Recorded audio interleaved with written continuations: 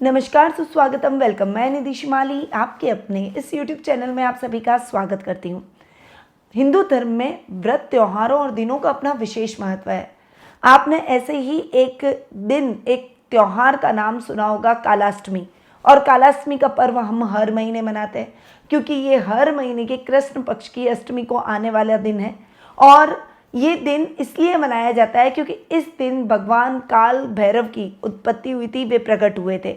इसलिए भगवान काल भैरव की पूजा के लिए ये दिन विशेष रूप से जाना जाता है। तो आज मैं आपको कालाष्टमी की संपूर्ण जानकारी दूंगी कि कालाष्टमी का पर्व ये इस दिन क्यों मनाया जाता है, इस दिन क्या करना चाहिए, किन उपायों के साथ आपको आगे बढ़ना चाहिए और इससे आपको किन किन चीज़ों में लाभ मिलेगा। तो ये सारी जानकारी प्राप्त करने के लिए वीडियो के अंत तक मेरे साथ बने रहिए। हर महीने के कृष्ण पक्ष की अष्टमी को कालाष्टमी का पर्व मनाया जाता है। इस दिन काल भैरव के भक्त बड़े ही खुश होकर उनकी पूजा, आराधना और उपवास करते हैं। कालाष्टमी का दिन भगवान शिव के 5वें अवतार काल भैरव को समर्पित है और इस दिन उनकी विधिवत पूजा की जाती है। धार्मिक मान्यताओं के अनुसार इसी दिन, इसी तिथि पर भगवान काल भैरव प्रकट हुए थे। ऐसी मान्यता है कि इस दिन उनकी पूजा करने से घर में सारी जो भी नेगेटिव वाइब है, नकारात्मक ऊर्जा है, वो समाप्त हो जाती है। कालाष्टमी का पर्व हर महीने के कृष्ण पक्ष की अष्टमी को मनाया जाता है, यानी ये पर्व बहुत ही महत्वपूर्ण है, ये दिन बहुत ही महत्वपूर्ण है। अब ये कालाष्टमी मनाने के पीछे क्या कथा है, इस दिन भगवान काल भैरव जो कि रुद्र के 5वें अवतार हैं, ये क्यों प्रकट हुए थे, इसके पीछे की एक पौराणिक कथा है। इस कथा की जानकारी मैं आपको दूंगी। शिव पुराण के अनुसार एक बार त्रिदेवों में बहस छिड़ गई, यानी भगवान शिव, भगवान विष्णु और ब्रह्मा जी के बीच में ये बहस छिड़ी कि सबसे सर्वश्रेष्ठ कौन है। और जब ये बहस छिड़ी तब किसी भी निर्णय पर वे तीनों नहीं पहुंच सके। तभी सभी देवी देवताओं को उन्होंने आमंत्रित किया और सभी एक जगह इकट्ठे हो गए। अब फिर से वाद विवाद की स्थितियां, प्रश्नोत्तरी का कार्यक्रम चला। भगवान विष्णु, भगवान शिव और उनके तर्क और भगवान ब्रह्मा जी के तर्क, ये आपस में मैच नहीं कर रहे थे। जहाँ तक कुछ बातों में शिव और विष्णु दोनों सहमत थे, पर ब्रह्मा जी किसी भी बात में सहमत नहीं थे क्योंकि वे थोड़ा सा उनके अंदर अहंकार था। आपको बता दूं कि सृष्टि के प्रारंभ में ब्रह्मा जी के 5 सिर थे और ब्रह्मा जी ने क्रोधवश शिव जी को अपशब्द कहना प्रारंभ कर दिया। इससे भगवान शिव अत्यंत क्रोधित हुए और उन्होंने काल भैरव का रूप धारण कर लिया। काल भैरव को इतना क्रोध आ रहा था कि सभी देवी देवता उनके इस रूप से कांपने लगे, घबराने लगे। काल भैरव ने गुस्से में आकर ब्रह्मा जी के एक सिर को काट दिया और इसी दिन काल भैरव पर भी ब्रह्म हत्या का कलंक लग गया। और वहीं ब्रह्मा जी भी उसके बाद में अपने अपशब्दों की माफ़ी भैरव बाबा से मांगने लगे और उन्होंने अपनी गलती स्वीकार की। पर काल भैरव चूंकि ब्रह्म हत्या के दोषी हो गए थे, इसीलिए कई वर्षों तक उन्हें भिखारी बनकर रहना पड़ा और वाराणसी यानी काशी के अंदर वे कई वर्षों तक भिखारी बनकर रहे और तब उनका दोष, उनका दंड समाप्त हुआ।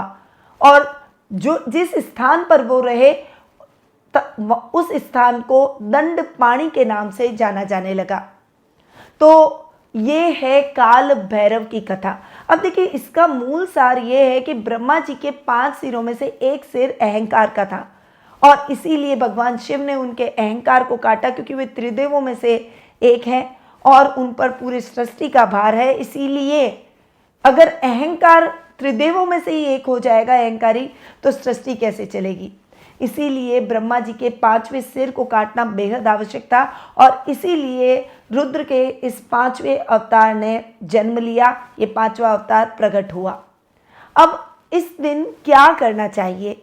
विधि विधान से काल भैरव की पूजा आराधना की जाती है। इस दिन भगवान शिव, माता पार्वती, गणेश जी की विधिवत पूजा की जाती है। साथ ही काल भैरव की भी पूजा आराधना की जाती है। परंतु आप ये ध्यान रखिएगा कि घर में कभी भी काल भैरव, क्योंकि वो तांत्रिक क्रियाओं से भरपूर देव माने जाते हैं, इसलिए घर में कभी काल भैरव जी की पूजा आराधना नहीं की जाती है। बटुक भैरव के रूप में हम घर में भैरव देवता की पूजा आराधना कर सकते हैं। तो उनकी मूर्ति को विधिवत स्थापित करें और सरसों का चौमुखी दीपक उनके सामने रख के जला करके और विधिवत उन्हें जलेबी इमरती का भोग लगाते हुए और भैरवाष्टक का पाठ, काल भैरवाष्टक का पाठ करें। तो इस दिन विधि विधान से उनकी पूजा आराधना करने से घर की सभी नकारात्मक शक्तियां समाप्त होती है और सकारात्मक ऊर्जा का प्रवाह होता है। साथ ही इनकी पूजा आराधना से नवग्रहों की शांति होती है। अब इस दिन कुछ विशेष उपाय भी कालाष्टमी के दिन करने चाहिए, जिससे हमें भैरव देवता का आशीर्वाद प्राप्त हो सके। इस दिन उन्हें इमरती या जलेबी का नैवेद्य अति प्रिय है, ये जरूर चढ़ाना चाहिए। भैरव देवता के मंदिर जाकर एक सूखा नारियल जरूर उनके सामने बधारें और वो नारियल का प्रसाद वहीं पर ही आपको बांट देना चाहिए। वहीं इस दिन ढोली को मदिरा या पैसों से दान जरूर करना चाहिए, क्योंकि भैरव देवता का उनके ऊपर विशेष आशीर्वाद होता है। इस दिन काले कुत्ते को मिठाई जरूर खिलानी चाहिए, क्योंकि कुत्ता काल भैरव की सवारी माना गया है। इससे आपके जीवन की सारी नेगेटिविटी खत्म होगी। राहु केतु और शनि जैसे दुष्प्रभावों से भी आपको मुक्ति मिलेगी। और इस दिन बटुक भैरव कवच ग्रह शांति के लिए इस कवच का पाठ आपको जरूर करना चाहिए। तो ये कुछ विशेष उपाय हैं जो कि कालाष्टमी के दिन आपको जरूर करने चाहिए। ये है कालाष्टमी का पर्व। अगर आप कालाष्टमी के दिन भगवान काल भैरव की पूजा आराधना करते हैं, इन उपायों को करते हैं, तो निश्चित रूप से आपकी कुंडली में क्रूर ग्रहों के दुष्प्रभाव समाप्त हो जाएंगे। जीवन में सभी मनोकामनाएं पूर्ण होगी। उनका आशीर्वाद अगर आपको मिल गया तो नकारात्मक शक्तियां, नकारात्मक ऊर्जा का प्रवाह आपके जीवन से सदैव के लिए समाप्त हो जाएगा और सकारात्मकता आपके जीवन में व्याप्त हो जाएगी। तो इन उपायों के साथ आप कालाष्टमी का पर्व विधि विधान से मनाइए। जय श्री राधे कृष्णा।